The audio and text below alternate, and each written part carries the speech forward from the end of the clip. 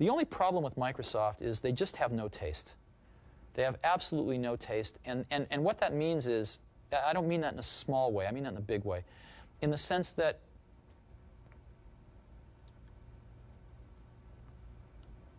they don't think of original ideas, and they don't bring much culture into their product. And you say, well, why is that important? Well, proportionally spaced fonts come from typesetting and beautiful books. That's where one gets the idea. If it weren't for the Mac, they would never have that in their products. And so I guess I am saddened, not by Microsoft's success. I have no problem with their success. They've earned their success, for the most part. I have a problem with the fact that they just make really third-rate products. I think it's time to start thinking about what Steve Jobs said about Microsoft a long time ago, is that Microsoft really isn't a creative entity. Like, they really never have done anything creative, and they never really have stuck with it, even if they were. They've never really been good at managing entertainment in general. And the reason why these other companies are outshining Microsoft is not because of the lack of money, because of the lack of creativity and the ability to be able to manage these entertainment centers. Sony has Sony Pictures, which kind of made sense for them to have PlayStation. Sega Genesis was a console maker. Nintendo used to make card games and board games before Nintendo, so they know how to make entertaining things. But when it comes to Microsoft and Xbox, if it weren't for the fact that the console market is so lucrative, even if with Xbox not even growing without Activision and Blizzard, Xbox would be long gone by now. It would have been a Surface tablet, it would have been a Windows phone with a guy standing behind them, with the posing that in the grave that oh yeah, Xbox is dead.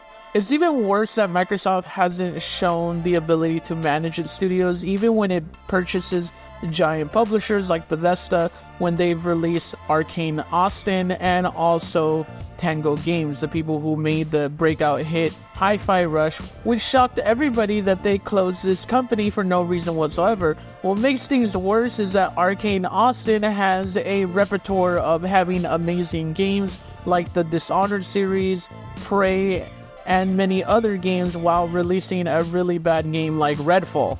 And for Tango Games, after Hi-Fi Rush, they recently took a risk like Ghostwire Tokyo.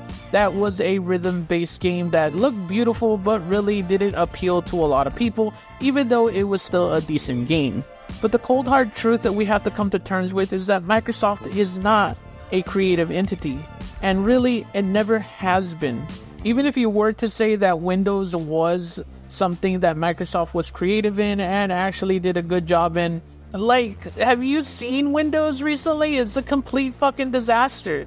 The only reason anybody uses Windows at all is because of the fact that what else are we gonna use? We can't use Mac OS on a PC, and nobody's gonna pay $3,000 for a Apple PC setup. Are you insane?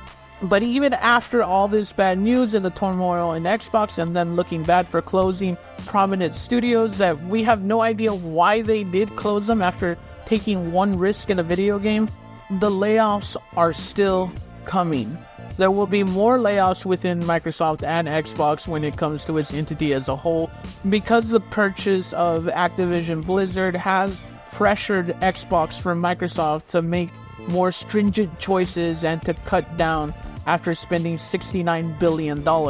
Even though Xbox has made $20 billion in profit, it seems to not be enough for these companies, and cuts are going to be a thing in order to make even more profit for their shareholders.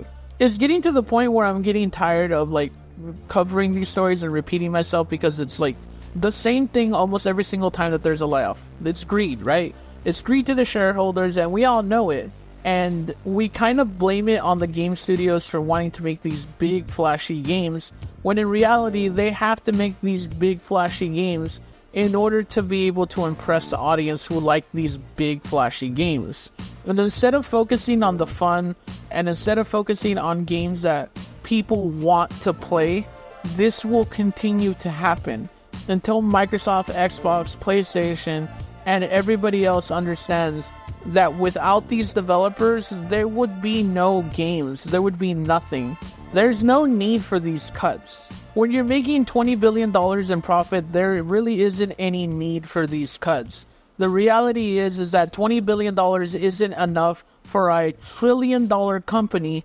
And the question is, when will it ever be enough? And it's time that we start coming to terms with the fact that maybe as consumers, we shouldn't be pom-pomming these giant corporations to consolidate the market in order to feed our fanboy wars that are dumb and don't serve anybody. Let me know what you think in the comment section. And also make sure you guys like, comment, and subscribe. And if you enjoy this video, watch another video. It tells the algorithm you want other people to watch the video. Remember, you're pretty good.